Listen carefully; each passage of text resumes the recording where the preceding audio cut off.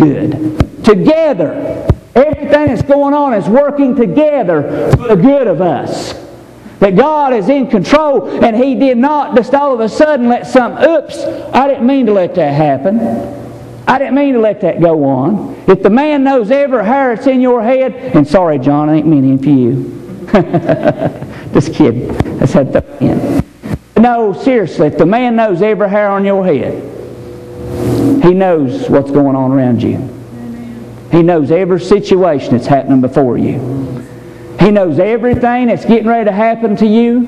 He's got you trying to prepare you for it. And if this is the last days and we are leading up to hard time, how much harder you think God is trying to say, please listen to me, you're not going to make it? As we told you before in just a few services back, he that endures to the end, the same is saved. And you think that God may be working overtime on some of us, trying to get us to mature really quickly? Trying to get us to trust Him really quickly, that we will know, that we will be convinced God is able, and we realize the power of this precious blood of this Lamb without spot, without blemish, and we grab a hold of it and we run with it with everything in our heart and get our little feelings off our shoulders, that we don't cry because this one or that one or this situation or that situation. That we grow into that firm, mature Christian that He wants us to be and walk in the cool of the evening with Him like He wants us to do. Amen. He wasn't just for Adam and Eve. 4,000 years He wanted that. From the time it went on, the estimations of scholars, until Christ come, it was around 4,000 years that God wanted this to happen. He wanted this. It said that it made Him happy. That Christ came and it was beaten and suffered. Not because He wanted to see Him beaten and suffered, but because He wanted you and me to have life. And He wanted you and me to enjoy the precious gifts that He paid for. But most of all, He wanted us. He wanted us to have everything with that intimate relationship with Him. He wanted us to walk in the cool of the evening with Him. Just like, Daddy, let me sit on your lap and tell you what my day's been. Let me sit on your lap and tell you about everything. Yeah. Let me tell you, Daddy, how it's been going. Let me tell you, Daddy, about this and about that. Let me tell you, Daddy. But how do we treat Him? We go along, thank you, brother. We go along with our list of things that we want, instead of going along with the intimate relationship that He wants us to have. You want to know why? I don't think we're totally convinced. I don't think we really believe, like we gave you the scriptures that do, to know that all things work together for the good. And we're not fully persuaded. We're not fully persuaded in these things. But it only will come through what we just said. That precious blood we got to have. Number one, we got to have that. We got to have that applied to our life. That we be without wrinkle, without spot, without blemish. That we can be free. Then we can learn of the things of this Word that will never die. We can grow into understanding of everything. And God is begging you and me to grab hold of this right now. He's begging you and me to take this to the next level. He's begging us to get a hold of this relationship with Him. He's begging you and me to take this to the next level. Amen. And let this precious blood be used in our life. That we can show this world. You want to know why many are not saved? He said one must plant, one must water, and one will reap. But if none of us are planting and none of us are watering, how can we reap anything? How can we reap anything?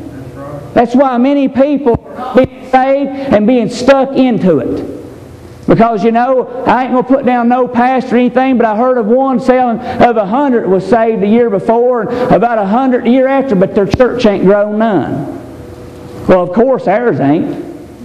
So, where's the problem at? Is it with God or is it with us? It's where we are being hindered by the spirit of error. And we are being hindered by the situations going on around us because we are not convinced that we know that all things will work together. We do not know that.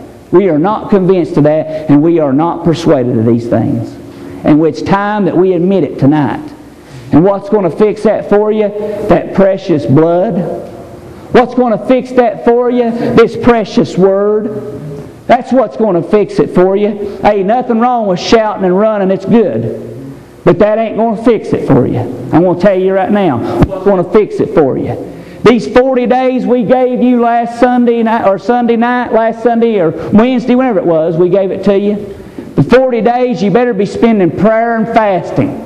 You better be spending Word before God. You better be getting a deeper relationship before Him if you want your enemies to be destroyed. If you want these things to disappear before you, you want these things to grow in you, you better be getting your life with God better than it's ever been. Because guess what? If you examined yourself today with truth, you realize that you are not convinced. You do not know that all things will work together for good. We are not totally convinced of this. Jesus warned them every way He could. He told them, even in Matthew about, the Last Supper, sup of this cup. It's the New Testament. And this is my blood that I will shed for you.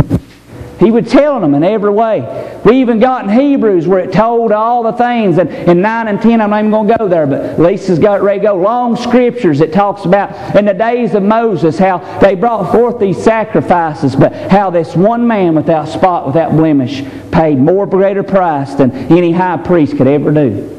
One time a year that high priest entered into the holiest of holies.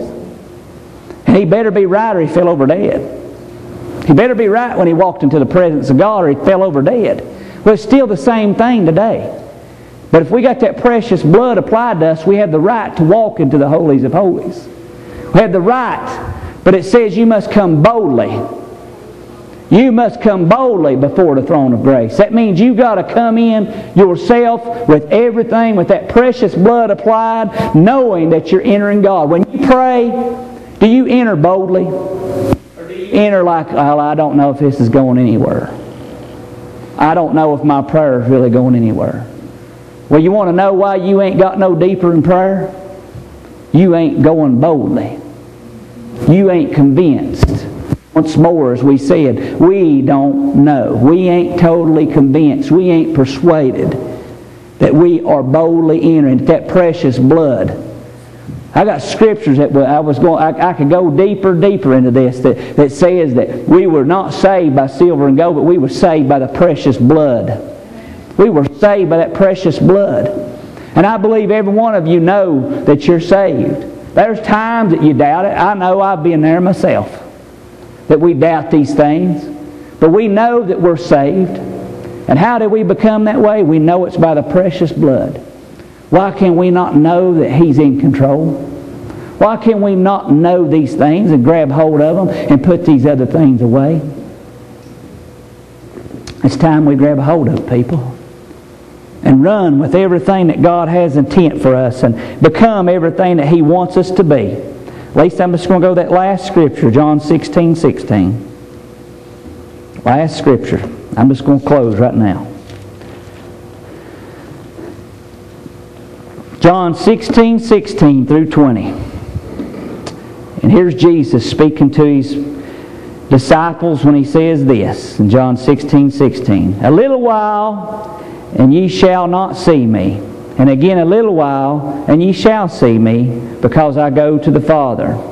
Then said some of His disciples among themselves, What is this that He saith unto us? A little while, and ye shall not see me. And again, a little while, and ye shall see me. And because I go to the Father. They said, therefore, What is this that He saith, a little while? We cannot tell what He saith. Now Jesus knew that they were distressed, and asked Him, and said among them, Do you inquire among yourselves? Of that I say, a little while, and ye shall not see me, and again a little while, and ye shall see me. Verily, verily, I say unto you, that ye shall weep and lament, but the world shall rejoice. and ye shall be sorrowful, but your sorrow shall be turned into joy.